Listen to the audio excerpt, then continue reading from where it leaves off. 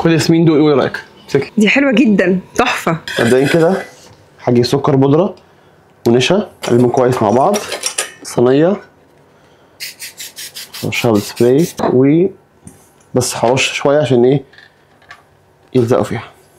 هنزل بالميه وجيلاتين باودر وهقلبهم كويس وهسيبهم من 5 ل 10 دقايق. هعمل الشوجر سيرب، ميه، سكر، جلوكوز او كورن سيرب لو ما عندكوش جلوكوز، وهخليها لحد ما توصل الحراره 112 ل 115 اللي هي الستاف ستيج بتاعت السيرب.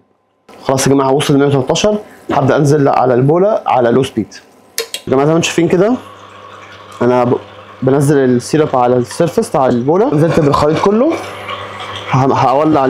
هعلي الميكسر على هاي سبيد. خلاص انا وصلت كده اولموست دان. قبل ما اقفل بدقيقه تقدروا تزيدوا فانيلا اكستراكت او اي فليفر انتوا عايزينه. انا عندي كوفي اكستراكت هحط معلقه منها بسكريبر زيت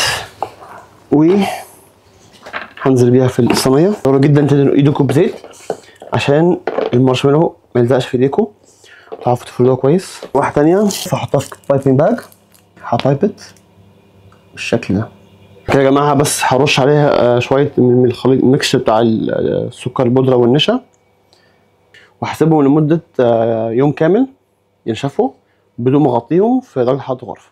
سكينه رشها بالسبراي واحط من الميكس اللي هو سكر بودره والنشا. صينيه المارشميلو هقلبها اقطعها بالشكل اللي انا عايزه. يا جماعه هقطع المارشميلو كده بالسايز دوت او السايز اللي انتوا عايزينه. تاني الصينيه هرش عليهم برده رشه من الميكس دوت سكر والنشا، هقلبها كويس كده للستريبس اللي انا كنت عامله بقى بالمقص. خلاص يا جماعه عملت المارشميلو كيوبس او كده.